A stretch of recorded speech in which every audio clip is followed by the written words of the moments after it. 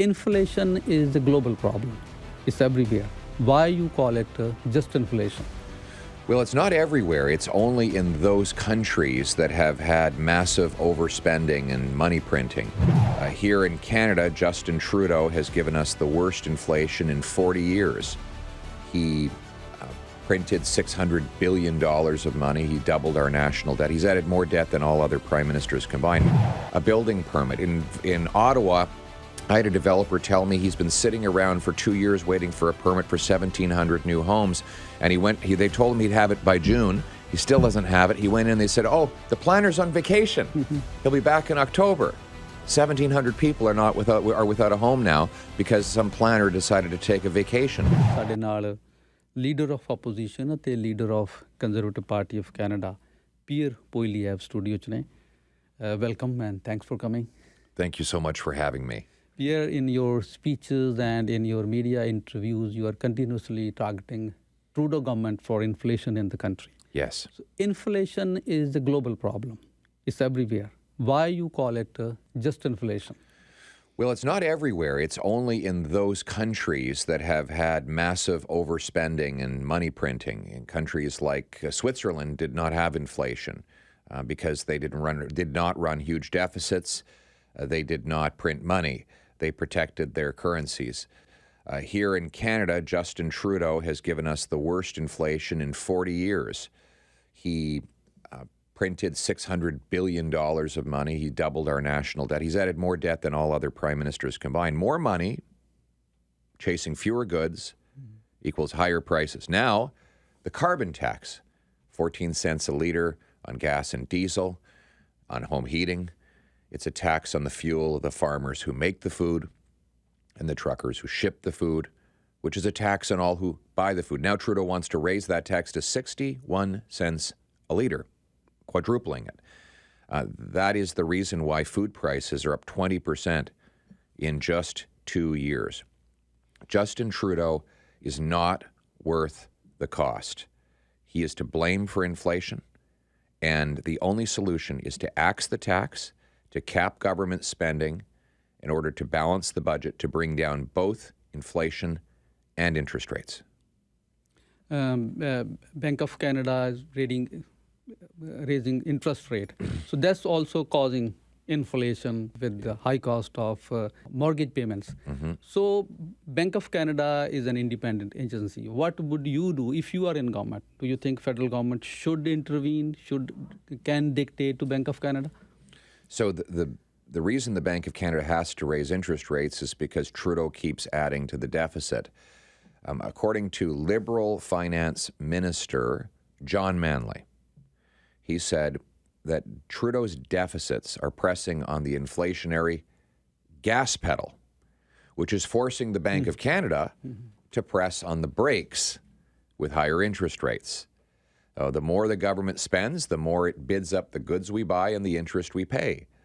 At the end of the day, the government doesn't set interest rates, but it heavily influences it with the spending.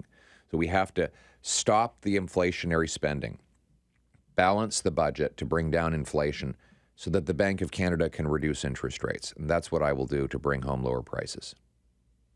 And another concern is housing. Housing is a big crisis, and you are talking about building new houses to address this problem. But how would you link housing construction with the growth in our population? Because we are adding 1% of the population every year. More than that. Look, after 8 years of Trudeau, housing costs have doubled. After 8 years of Trudeau, the rent has doubled. After 8 years of Trudeau, mortgage payments have doubled. After 8 years of Trudeau, the needed down payment for a home has doubled. It's double trouble for Trudeau on housing. And the reason is that we don't have enough homes. We have the fewest homes per capita in the G7, even though we have the most land to build on. And how is it possible that the Americans, who have 8 times more people to house on a smaller landmass, somehow have more affordable homes than we do, yet their housing is about 30 to 50% cheaper than ours? And the answer is we can't get anything built in Canada. Too much bureaucracy and red tape. Bureaucracy and red tape add as much as $1.2 million to the cost of every newly built home in Vancouver and $350,000 to every newly built home in Toronto. Our local governments are blocking construction with huge delays, permitting obstructions, zoning confusion, consultants, lobbyists, lawyers, all of that has to be paid for by the home buyer. So my common sense plan is I will require big cities reduce the cost and increase the speed of building permits as a condition of getting federal infrastructure money.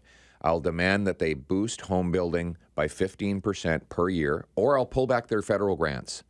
Those that beat the 15% target will get a building bonus. And I will require every federally funded transit station be pre-approved for high-density apartments all around and even on top of the station like they have in Hong Kong. I'm going to sell off 6,000 federal buildings and thousands of acres of federal land so that we can build. That's how we're going to add the millions of new homes that we need to put affordable roofs over the heads of our people. With this plan, how long it takes? Like how many years we need to? It's going to take some time. It took Justin Trudeau 8 years to double housing costs. I can't promise that I can blink my eyes and reverse the damage Trudeau did in an 8-year period. But what I can do is get started on the solution now by accelerating the process of getting building permits. Builders want to build. It's profitable to build. They can't build, though, because the bureaucracy is slower. We have the second slowest building permits in the OECD. Only, I think it's Slovenia, is slower than Canada. Every other country is faster to get a building permit. And it's insane. Winnipeg, the court condemned the city because they blocked 2,000 housing units right next to a transit station. In Montreal, the mayor's blocked 24,000 homes. Here in Toronto, it can take 7 years to get a building permit. In Ottawa, I had a developer tell me he's been sitting around for 2 years waiting for a permit for 1,700 new homes. And they told him he'd have it by June. He still doesn't have it. He went in, they said, oh, the planner's on vacation. He'll be back in October. 1,700 people are without a home now because some planner decided to take a vacation.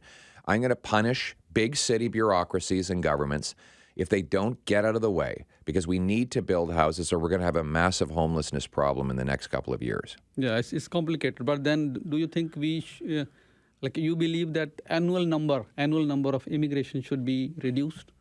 Well, what we need is the housing construction to be increased. If we build the houses, we can accommodate the newcomers. But we have to pick. Either we have high immigration with high home building, or we have the opposite. But we can't have high immigration while we don't build homes. And that's what Trudeau's got backwards. I'm sure it's all well and good to bring in more people, but you have to build homes. And this year, housing construction under Trudeau is down 32%. We're going to be, by 2030, under the current trajectory, we're going to be short 3.5 million homes. Where are 3.5 million people going to live?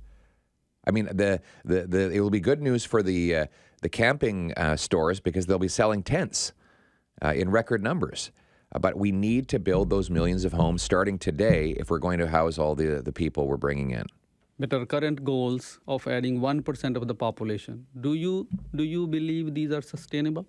Well, last year it wasn't 1%. It was well over 2%. It was a million people. We grew by 1 million people in 1 year on a base of 39 million. So it's 2.5% per year more recently. I would point out we built more homes in 1972 than we built last year. In 1972, we had 22 million people. Last year, we had 39 million people. So we have almost double the population, and we're building fewer homes. We're headed to a massive socioeconomic meltdown if we don't get the bureaucracy out of the way to build, and that's what I'm going to do. Another concern is about the priorities of our politicians. In countries like UAE, in India and China, they are creating special economic zone to accelerate their economic growth. Yes. But here we listen politicians only talking about freebies increasing benefit payments and diversity. So what do you think about that? Do we really need to have a national strategy for accelerated economic growth, special economic zone, or stuff like that? Well, first, on the priorities, I agree with you. Justin Trudeau's focus on all kinds of woke, politically correct distractions that have nothing to do with the well-being of people. He wants us to be thinking about all of these trendy causes and weird woke ideas rather than focusing how we're going to put food on the table and paychecks in pockets. I haven't decided what I think about having special economic zones. I'd like all of Canada to be a special economic zone. I want us to have the fastest building permits in the OECD so we can dig mines, build pipelines, build homes, set up factories. All of those will generate paychecks for our people. I want us to have lower taxes that reward hard work, so you bring home more of each dollar you earn. I want to harvest our own resources to bring home production. We have the third biggest supply of oil. Why are we importing 130 barrels a day? We could be using our own. We have the fifth biggest supply of lithium, and yet we're bringing lithium batteries from China. Why don't we mine it here in Canada? We need to speed up building permits to get those built. We have the 1,300 trillion cubic feet of natural gas. The Germans need it. The Japanese need it. They want us to sell it to them, but we need to give them permits to build. We need to build a dozen massive natural gas liquefaction plants that will generate hundreds of billions of dollars of paychecks for our people in this country. I will grant the permits to build those liquefaction facilities. I will reform our tax system to bring our money, our paychecks, and our businesses back to this country so that we can pay our bills with paychecks and not more government handouts. So in our immigration plan, LMIA has become a kind of open sale of Canadian residency. It's a big scam. Mm-hmm. And what do you think about this? Are you going to review this if you found? Yes, absolutely. Trudeau has totally corrupted the LMIA system. He's turned it into a system of criminal brokerage where shysters and scam artists basically get the LMIAs and shop them around, sell them off, and the result is that the workers get abused, our wages are undermined. This should be a program that allows employers to fill truly vacant jobs that a Canadian cannot do. That is the purpose of it. When I was employment minister, we made sure that employers could not abuse the system because we saw that it was undermining wages of our workers. And we made sure that it was only for those jobs where there was truly not a Canadian available to do the work. And by doing it properly, then we could bring people here who are truly needed and make them permanent residents and citizens after they prove that they would be law-abiding, contributing taxpayers to our country. That's how the system should work and will work when I'm Prime Minister. And this is my final question. Yes. Ontario's Ford government is under fire for removing a big chunk of green belt land and helping their developer friends. And though it's a provincial matter, but people would like to listen. What do you think about this? I'll let Mr. Ford speak for himself. I haven't even met with him since I became leader of the party. It's a totally separate party, and he can speak for himself and answer questions for himself. And any other thing that you would like to add? Well, one last thing I think we need to get done in this country is to recognize immigrant credentials. We have 20,000 immigrant doctors and 32,000 immigrant nurses banned from working in our healthcare system because they can't prove their qualifications. We have a red seal testing standard for the trades, but no equivalent for the professions.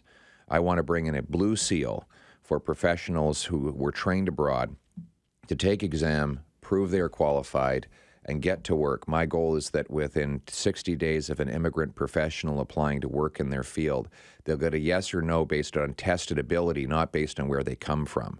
I'm also going to back up study loans for immigrant professionals, and I'm going to create modules so that future immigrant professionals can begin credentialing before they even arrive in Canada, so that we don't have the insanity of doctors driving taxis or nurses working at Starbucks. We have a desperate need in our hospital system, and I'm going to make sure that we can fill that need with professionals that come here who are qualified to care for our people. Thanks, Pierre, for coming to your studio today. Thanks. Thank you for having me. It's great to be with you. Thank you. Many blessings.